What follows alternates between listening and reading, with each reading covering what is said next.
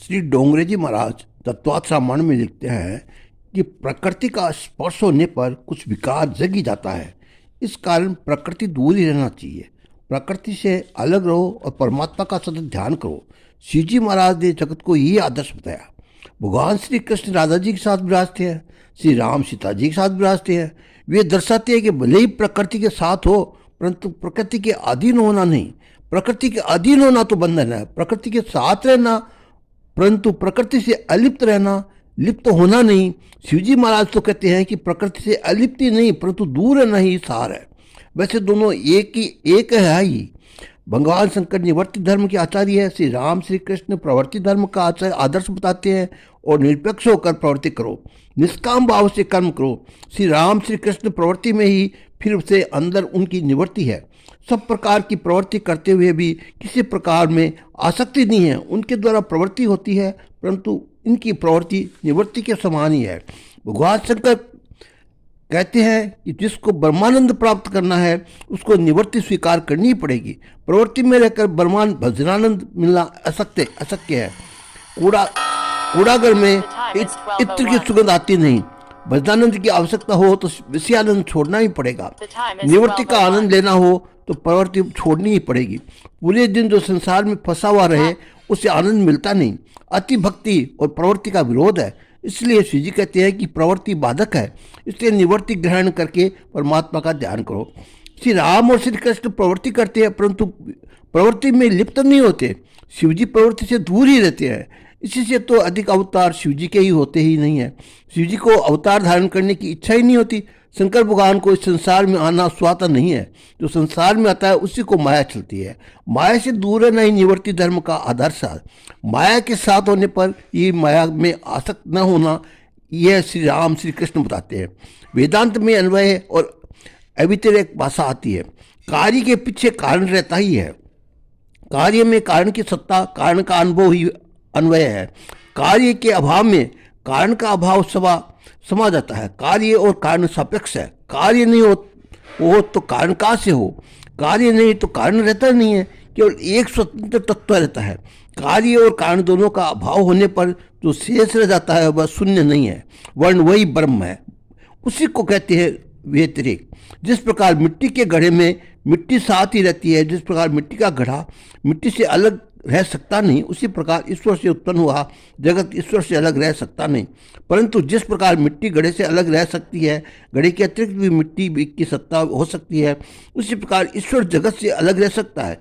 जगत के साथ भी ईश्वर है और जगत से अलग भी ईश्वर है। प्रकृति के साथ भी ईश्वर है और प्रकृति से अलग भी ईश्वर है। व्यतिरिक्त वर्णन शिवजी कहते हैं कि अन्वय वर्णन श्री राम और श्री कृष्ण करते हैं। श्री कृष्ण विष्णु भगवान लक्ष्मी जी के साथ विराजते हैं परंतु ये कभी लक्ष्मी जी के अधीन होते नहीं। प्रकृति के तिरस्कार करने की आवश्यकता नहीं परंतु प्रकृति के अधीन भी होना नहीं। जो प्रकृति का दास बनता है वही दुखी होता है। शिवजी महाराज तो ज्ञान वैराग्य के स्वरूप है। शिवजी कहते हैं कि प्रकृति से दूर ही रहता है, सती जी को बुला स्वाता नहीं। इसी से सती जी शिवजी को से कहा, महाराज आप तो किसी दिन भी मुझे दृष्टि से सम्मुख देखते ही नहीं हो। ये जो राजकुमार तो स्त्री के वियोग में रोते चले जा रहा है। शिवजी ने कहा रोते जा रहे हैं, इससे क्या, ये साक्षात परमात्मा है। सती ने कहा ये परमात्मा किस प्रकार है, जो सर्वव्यापक है, क्या वही यही है। शिवजी ने कहा हाँ, जो सर्वव्यापक वो यही है।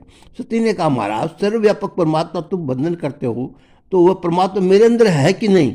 शिवजी ने कहा तुम्हारे अंदर भी है। सती ने कहा तो फिर मेरा बंधन क्यों नहीं करते। शिवजी ने कहा तुम्हारी बहुत इच्छा हो तो तुम्हारा भी बंधन करो, मुझे बाधा नहीं है। सती बोली महाराज तुम कदाचित मुझे बंधन करो ठीक है, परंतु सर्वव्यापक परमात्मा का किस प्रकार बंधन होता है।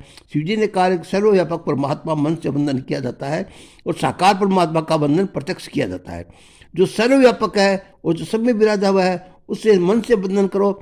सब में परमात्मा का अनुभव बुद्धि के द्वारा होता है और दूध के अणु परमाणु में माखन होता है परंतु वह आंखों के द्वारा दिखाई नहीं देता। दूध पीने से माखन का स्वाद आता नहीं।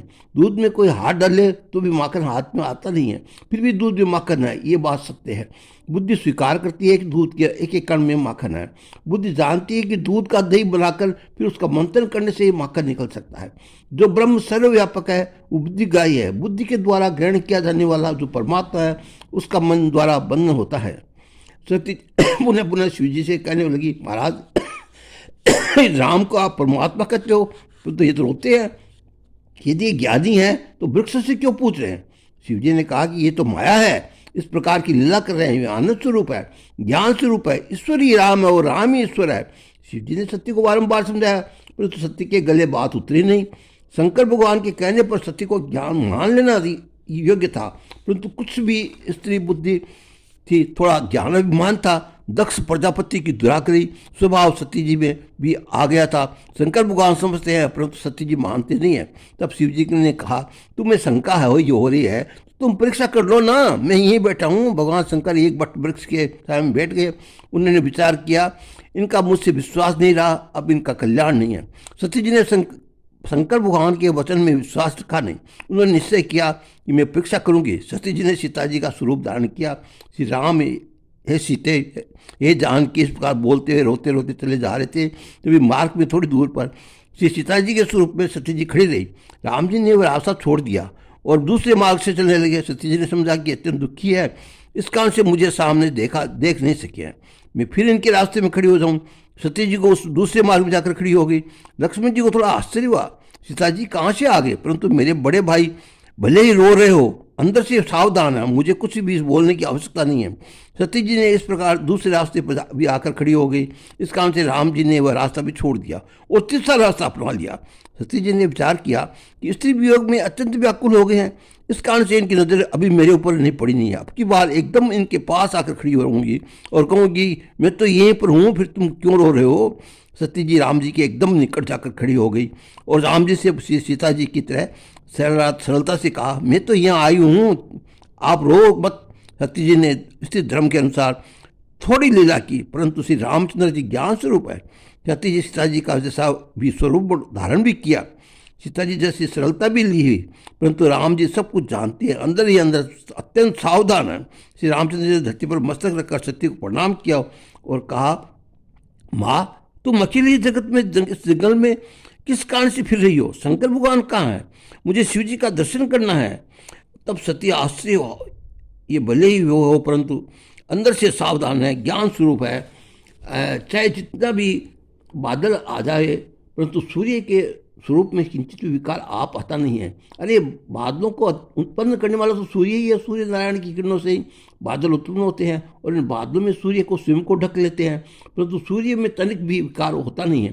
श्री रामचंद्र जी ज्ञान सूर्य है, ज्ञान स्वरूप है। सत्य को इसका विश्वास हो गया। दक्षिण में भारत में तुलबान भवानी, उनका नाम तुकाई है, तुका ही है। देखिए भारत के लोग माता को आई कहकर बुलाते हैं, तुकाई ने यह पार्वती माता का स्वरूप है। राम जी ने कहा था, माँ तुम अकेली यहाँ क्यों आई? तुका आई, इसी से नाम पड़ गया तुकाई। सती जी को विश्वास हो गया श्री राम परमात्मा है, मुझमें शंकर जी जो कहते थे वह बात सत्य है। इसके आगे मैं आपका रोंगरी जी महाराज की कथा सुनाऊँ, तब तक जय सिया राम।